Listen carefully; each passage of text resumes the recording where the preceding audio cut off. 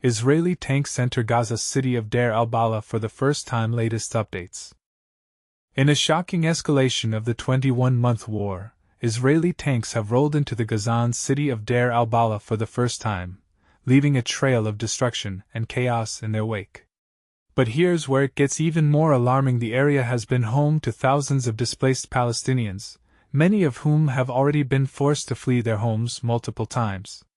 According to eyewitnesses and aid agencies, the Israel Defense Forces, IDF, launched a ground operation in the southern Deir al-Balah area, following a night of intense aerial and artillery strikes. The IDF has been tight-lipped about the operation, but Israel Army radio reported that the Golani Brigade had begun a ground maneuver in the area, which is expected to continue for several weeks. But what's even more concerning is that the IDF had previously been reluctant to carry out ground operations in Deir al-Balah due to the risk of endangering surviving hostages who may be held in the area. The Hostages Families Forum has expressed alarm at the reports of the assault, and demanded that the government explain why the offensive does not put the hostages at serious risk. As the situation on the ground continues to deteriorate, aid agencies are sounding the alarm. The NGO Medical Aid for Palestinians, MAP, has reported that Israeli forces have launched a ground and air assault on the area, with shelling taking place all around their office and military vehicles just 400 meters away from their colleagues and their families. CNN spoke with people leaving the area, who described the scene as nothing short of apocalyptic. "We were surprised to see the tanks coming towards us directly. There was no prior warning," said Ali Al-Qaid, who added that she had left a tent without any belongings. "I am a mother of 4 martyrs and I have been displaced 3 times, she added. The United Nations has condemned the evacuation order, saying it has dealt a devastating blow to the already fragile lifelines keeping people alive across the Gaza Strip. The UN's Office for the Coordination of Humanitarian Affairs, OCHA, has warned that any damage to the infrastructure in the area will have life-threatening consequences. But here's the part that's even more disturbing: the area under displacement orders or within Israeli militarized zones has risen to a staggering 87.8%, leaving 2.1 million civilians squeezed into a fragmented 12% of the Strip, where essential services have collapsed.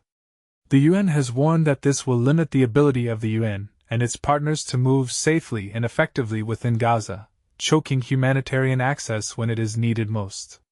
As the situation continues to unfold, one thing is clear: the humanitarian crisis in Gaza is on the brink of catastrophe. The question is, what will it take for the international community to take action? Will it take more innocent lives lost, more families displaced, and more infrastructure destroyed? The world needs to wake up and take notice of the devastating reality on the ground in Gaza. The people of Gaza are crying out for help. Will anyone answer? We want to hear from you. Do you think the international community is doing enough to address the humanitarian crisis in Gaza? Share your thoughts in the comments below.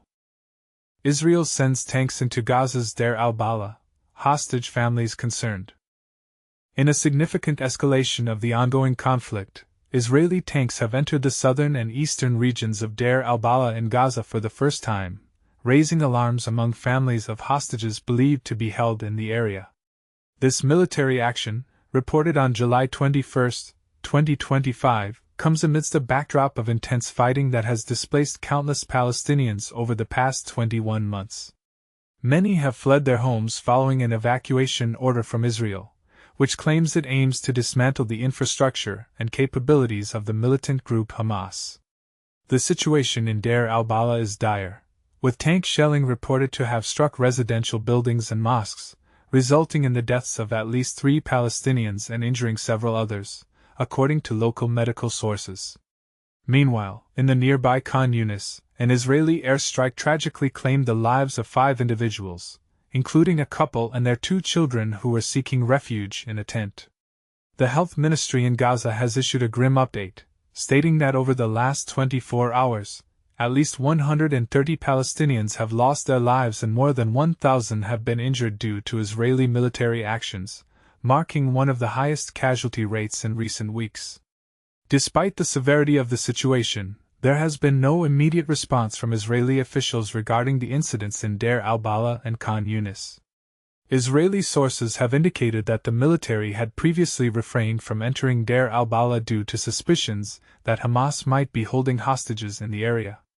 It is believed that at least 20 of the remaining 50 hostages in Gaza are still alive, heightening the anxiety of their families. These families have voiced their concerns and are demanding answers from Israeli leaders, including Prime Minister Benjamin Netanyahu and Defense Minister Israel Katz, regarding the safety of their loved ones.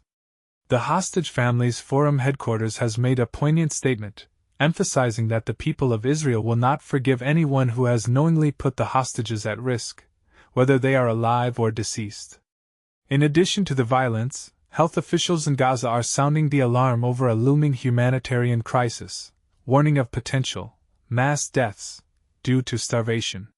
Since Saturday, at least 19 individuals have succumbed to hunger, as reported by the Health Ministry. Hospitals are facing severe shortages of fuel, food, and medical supplies, which threatens to halt essential medical operations. Khalil Al-Dakran, a spokesperson for the Health Ministry, revealed that medical staff are surviving on just one meal a day, while hundreds of patients are arriving at hospitals, suffering from extreme fatigue and exhaustion.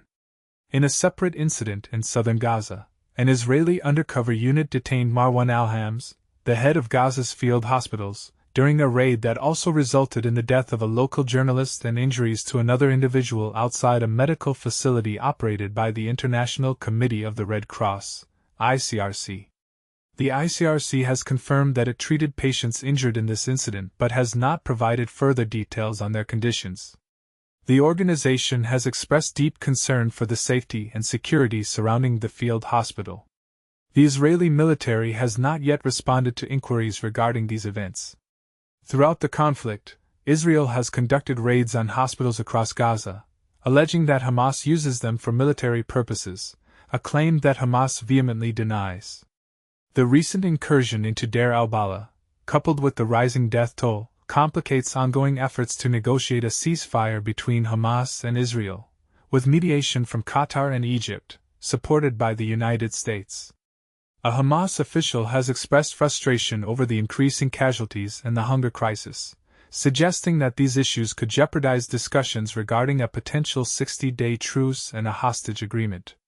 The United Nations Relief and Works Agency, UNRWA, which assists Palestinian refugees, has reported receiving urgent messages from Gaza about the dire food situation, including from its own staff. They noted that while food prices have skyrocketed, UNRWA has enough supplies in warehouses just outside Gaza to feed the entire population for over 3 months. They are calling for the lifting of the siege to allow aid to enter safely and in sufficient quantities. On Sunday, the Health Ministry reported that at least 67 people were killed by Israeli fire while waiting for UN aid trucks to enter Gaza, with an additional 36 aid seekers killed the day before. The Israeli military has stated that its troops fired warning shots to address what they described as an immediate threat, while initial findings suggest that casualty figures may have been exaggerated. The Israeli military has reiterated its commitment to facilitating the transfer of humanitarian aid into Gaza, emphasizing its importance and its coordination with the international community. The conflict began on October 7, 2023, when Hamas militants launched an attack on Israel, resulting in the deaths of 1,200 people and the abduction of 251 hostages taken back to Gaza, according to Israeli reports. Since then, the Israeli military campaign against Hamas has reportedly resulted in the deaths of over 59,000 Palestinians, displacing nearly the entire population and creating a severe humanitarian crisis.